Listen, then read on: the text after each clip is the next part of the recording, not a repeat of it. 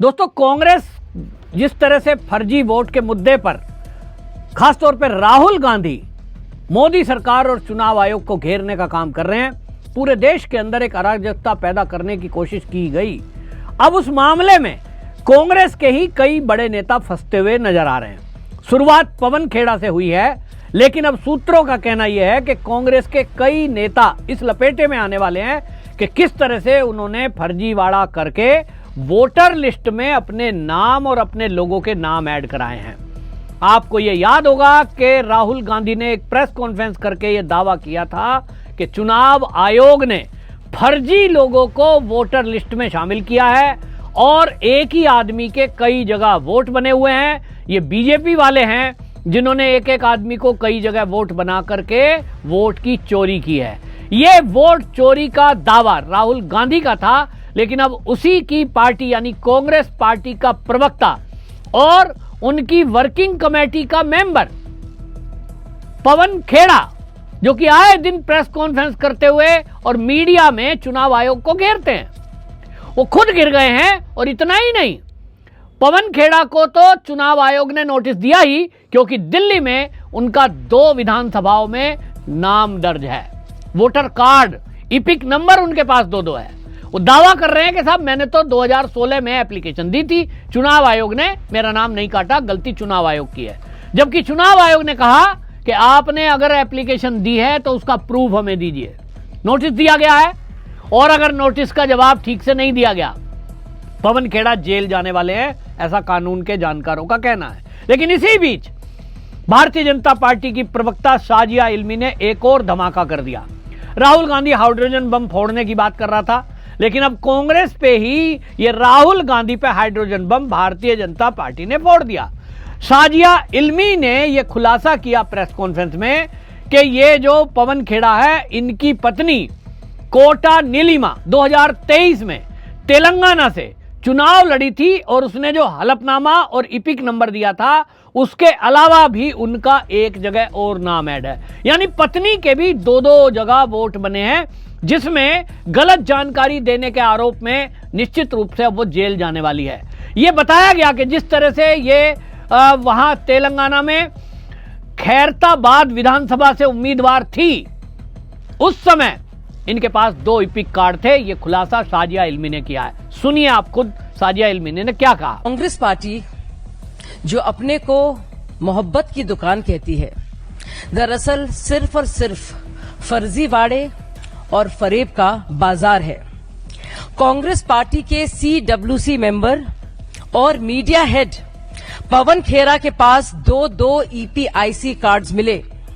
अब उनकी पत्नी कोटा नीलिमा, जो 2023 में 60 खैराबाद विधानसभा तेलंगाना में उम्मीदवार थी, उनके पास भी 2-2 EPIC कार्ड्स मिले हैं, यानी कि 2-2 वोटर कार्ड्स मिले हैं।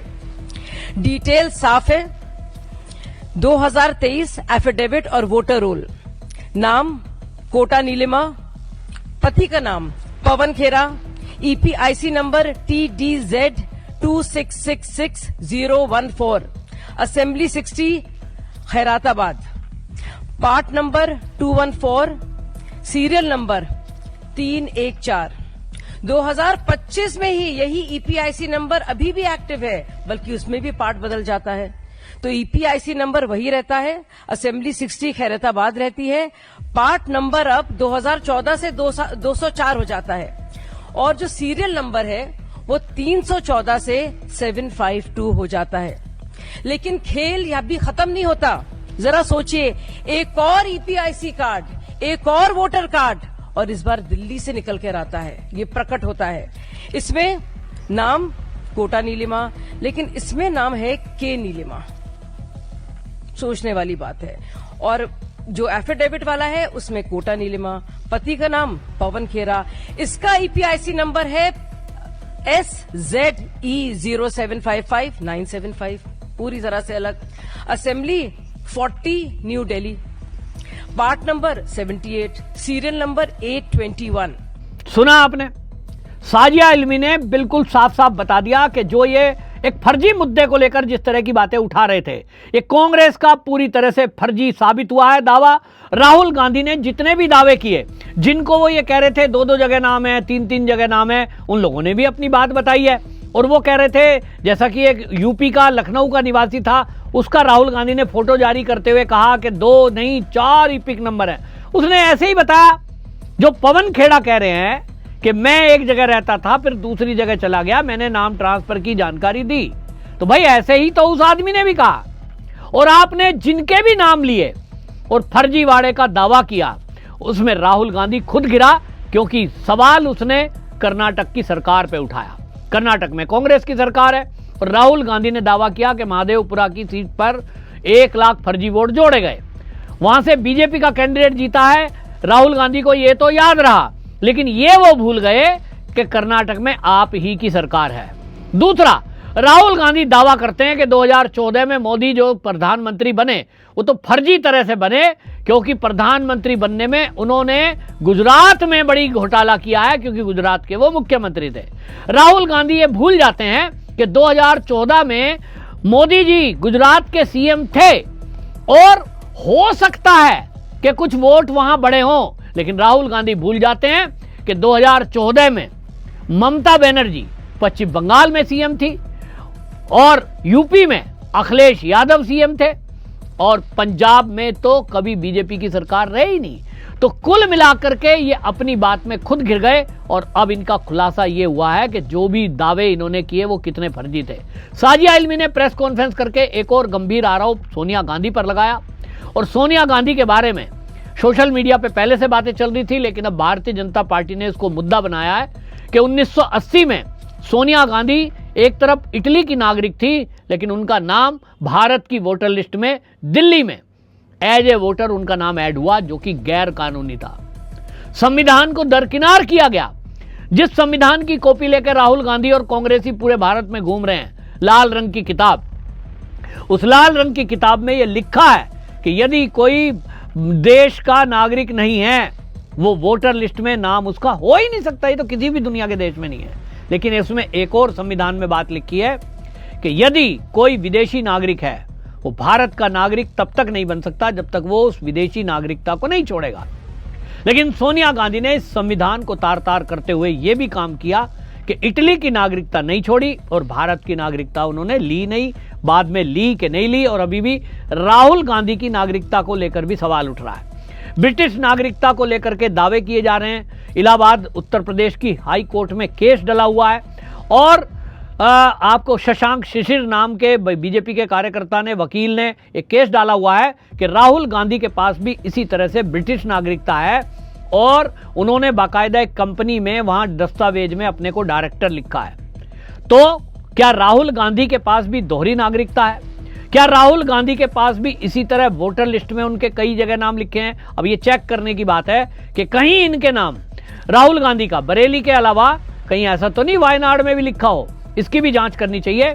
बहरहाल चुनाव आयोग ने इस पर संज्ञान लिया और चुनाव आयोग ने अब इनको नोटिस जारी करते हुए कहा है कि आप अपनी जानकारी दीजिए, क्योंकि 2 इपिक नंबर होना यह अपने आप में अपराध है। भारत का संविधान कहता है कि कोई भी व्यक्ति 2 जगह वोटर नहीं हो सकता और 2 आधार कार्ड नहीं हो सकते, 2 पैन कार्ड नहीं हो सकते। अगर किसी ने ऐसा किया हुआ है तो यह अपराध है और इस अपराध की सजा निश्चित रूप से जेल है। तो अब निश्चित रूप से पवन खेड़ा से नंबर शुरू हुआ है।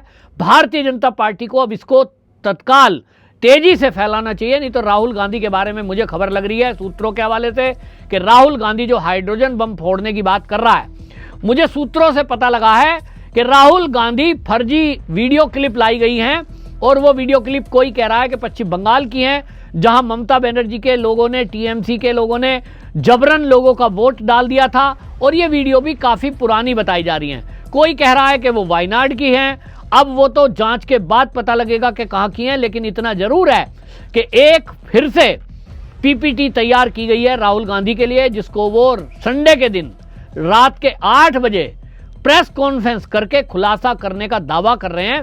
सूत्रों से यह पता लगा है कि राहुल गांधी वाराणसी सीट को लेकर के इस तरह का दावा कर सकते हैं कि मोदी जी फर्जी वोट के आधार पर सांसद बने और सांसद बनकर वो पीएम बने।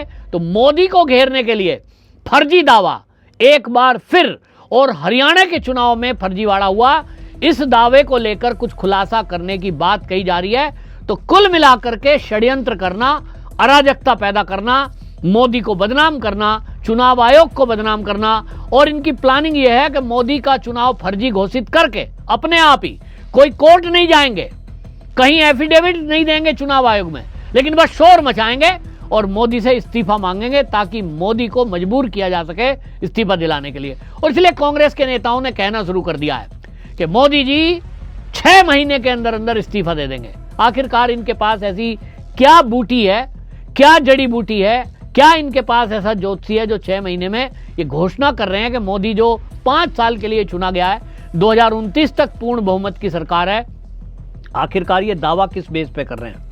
इसका मतलब साफ है कि इनका षड्यंत्र तैयार है कि मोदी का इस्तीफा मांगेंगे, पूरे देश में हल्ला गुल्ला करेंगे।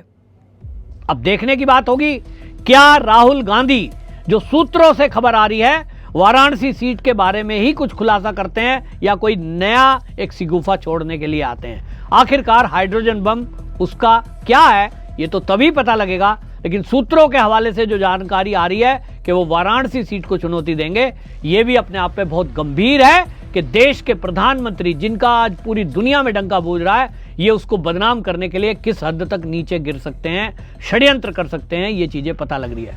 बहरहाल कांग्रेस को जवाब देना है, राहुल गांधी को जवाब देना है कि उन्हीं के CWC के मेंबर और उनकी पत्नी कैसे 2-2 वोटर कार्ड उन्होंने बनाए हुए हैं। तो आप वोट चोरी का जो आरोप भारतीय जनता पार्टी पर लगा रहे थे, आपने तो देश में 70 साल राज किया है, क्या वोट चोरी करके ही सत्ता पाई थी? ये बड़ा सवाल है। आपकी इस पर क्या राय है? कमेंट में जरूर लिखें, वीडियो को शेयर जरूर करें। वंदे मातरम।